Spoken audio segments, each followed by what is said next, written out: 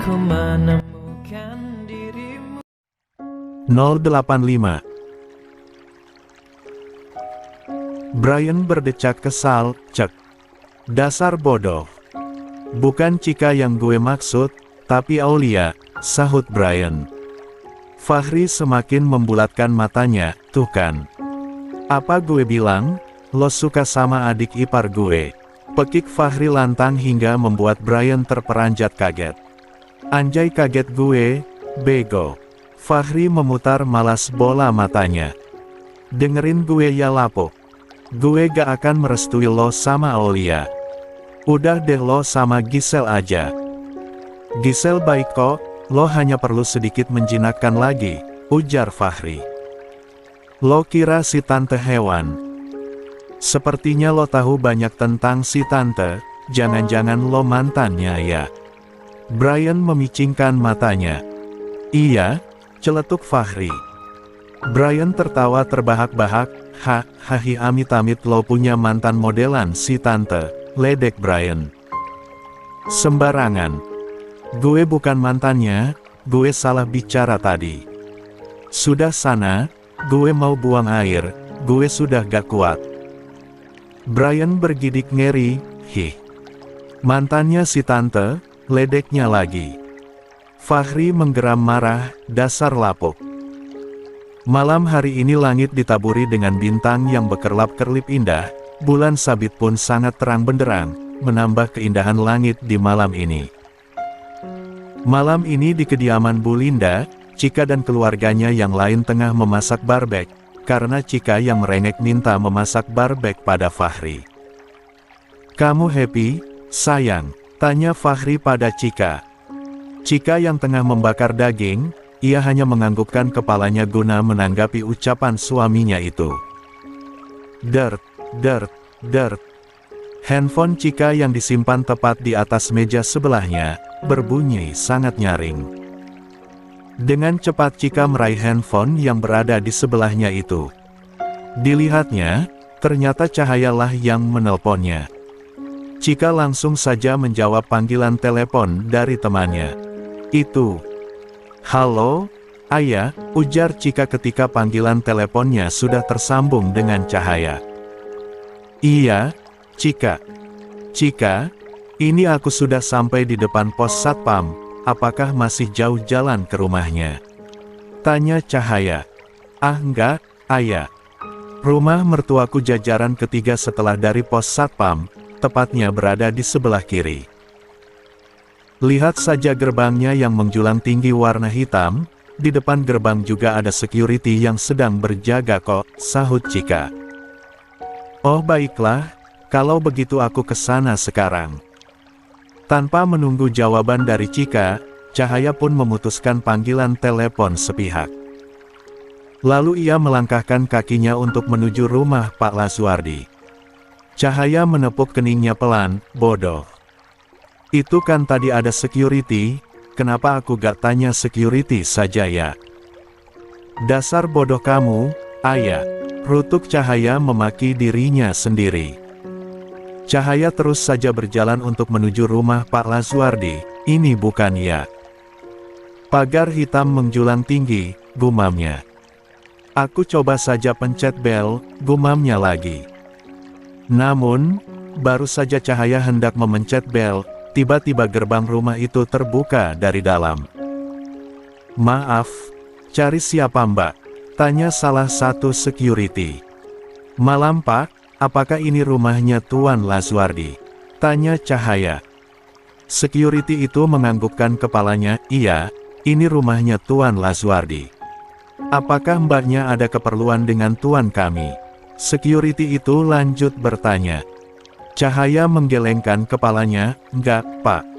Saya temannya Cika. Saya mau bertemu dengan Cika. Oh, temannya Nona. Baiklah, tunggu sebentar, saya tanyakan dulu pada Nona, sahut security tersebut.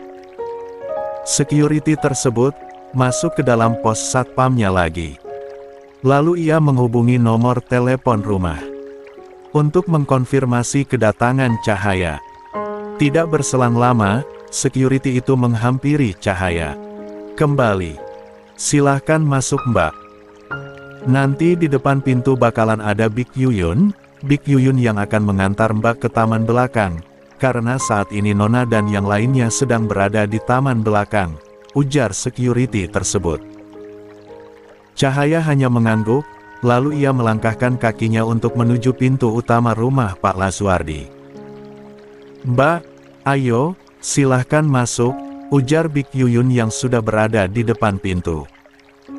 Cahaya melanjutkan kembali langkahnya untuk masuk ke dalam rumah Pak Laswardi. Cahaya dibuat tercengang saat memasuki rumah megah dan mewah tersebut. Ya ampun, ini rumah besar dan mewah sekali. Aku biasanya melihat rumah seperti itu hanya di film-film saja. Kali ini aku bisa menginjaknya beneran. Beruntung banget kamu Cika, dinikahi anak konglomerat seperti Tuan Fahri. Batin Cahaya. Non, kenapa diam? Ayo kita ke taman belakang, ujar Big Yuyun ketika melihat Cahaya yang hanya diam mematung. Cahaya terkesiap, ia tersenyum kikuk, malu-maluin banget sih kamu, ayah. Gerutunya dalam hati. Cahaya, panggil Cika saat melihat Cahaya yang sedang berjalan ke arahnya. Cahaya tersenyum saat Cika memanggilnya, ia dengan cepat melangkahkan kakinya menuju Cika. Cika, akhirnya aku sampai juga di rumah ini, ujar Cahaya.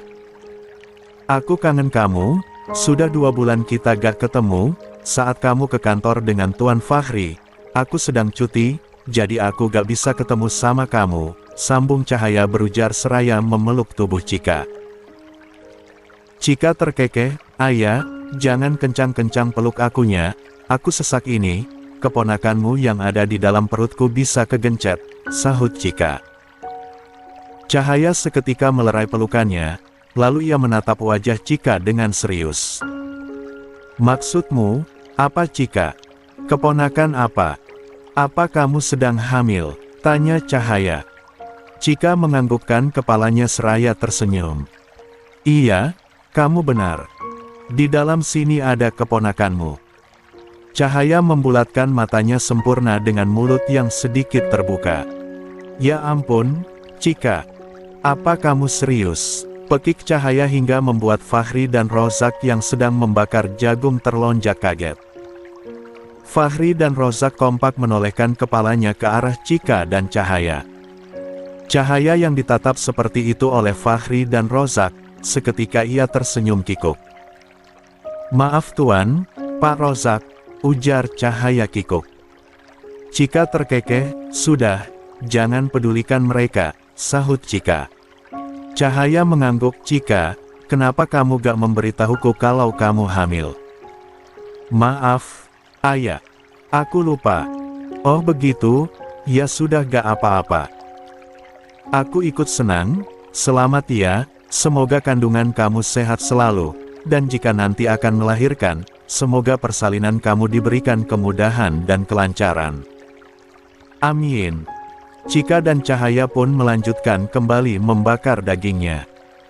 Terlihat Bu Linda, Pak Laswardi, dan juga Carolin yang baru saja datang menghampiri ke taman belakang. Cahaya, ada kamu juga ternyata, ujar Pak Laswardi. Cahaya menunduk hormat, iya, Tuan. Selamat malam Tuan, Nyonya. Panggil saja kami Tante dan Om. Cahaya, pinta Pak Laswardi. Cahaya merasa canggung jika harus memanggil bosnya itu dengan sebutan Om dan Tante. Tetapi, Tuan, gak apa-apa, panggil saja Om dan Tante, sela Bu Linda memotong ucapan Cahaya. Cahaya tersenyum, baiklah, Om, Tante, sahutnya. Tidak berselang lama, semua hidangan barbek yang telah Cika masak yang dibantu dengan Cahaya dan para pembantu, kini sudah tersaji di atas meja. Cika, Fahri, Cahaya, Bu Linda dan yang lainnya pun langsung saja menyantap makanan itu. Enak sekali, Kak. Kakak pintar masak, puji Carolin. Iya, benar. Ini enak sekali, maaf jika papi makan banyak malam ini, sahut Pak Laswardi. Jangan Marukpi, Mami juga masih mau, timpal Bu Linda. Cika terkekeh geli ketika melihat tingkah kedua mertuanya itu. Makanlah yang kenyang Pi, Mi, sahut Cika. Setelah beberapa belas menit, Cahaya dan Cika sudah menyelesaikan makannya. Cika membawa Cahaya ke salah satu bangku yang berada di taman belakang rumahnya. Ayah, kamu dapat nomor ponsel aku yang baru dari siapa? Tanya Cika. Dari Tuan Fahri, kemarin aku sengaja meminta nomor ponsel kamu pada Tuan Fahri, saat Tuan Fahri sedang makan di restoran dekat kantor. Kebetulan, aku dan Mas Dika juga sedang makan di sana, sahut Cahaya. Oh begitu, Mas Fahri sedang makan siang bersama siapa? Lanjut Cika bertanya. Dengan Pak Rozak, ujar Cahaya. Tapi, saat aku mau kembali ke mejaku, tiba-tiba datang cewek menghampiri Pak Rozak dan Tuan Fahri, sambung Cahaya berujar.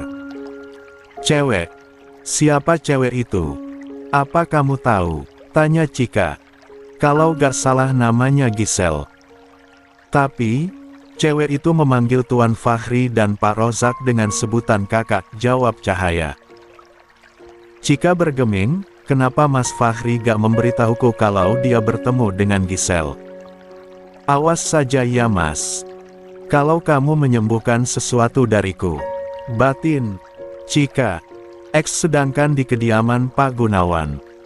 Aulia sedari tadi tiada hentinya ia bersin-bersin. Ark. Kenapa aku bersin-bersin terus, sih? Apa jangan-jangan aku mau flu? Batin Aulia. Datanglah Pak Gunawan dari arah dapur dengan tangan yang membawa segelas air hangat. Minumlah ini, Pak Gunawan memberikan segelas air hangat itu pada Aulia. Kamu itu mau flu, kenapa kemarin berangkat sekolah hujan-hujanan? Jadi kamu flu, Aul, ujar Pak Gunawan lagi. Aulia sedikit demi sedikit meneguk air hangat yang diberikan oleh sang ayah.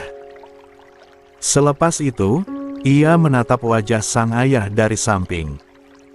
Bapak, Aul gak hujan-hujanan kok, Aul kan pakai mantel, sahut Aulia. Tetap saja, itu kehujanan, nak. Sudah sana tidurlah, minum obat dulu sebelum tidur, agar flu-nya gak teterusan, timpal Pak Gunawan. Aulia mengangguk, iya, Pak. Terima kasih untuk air hangatnya.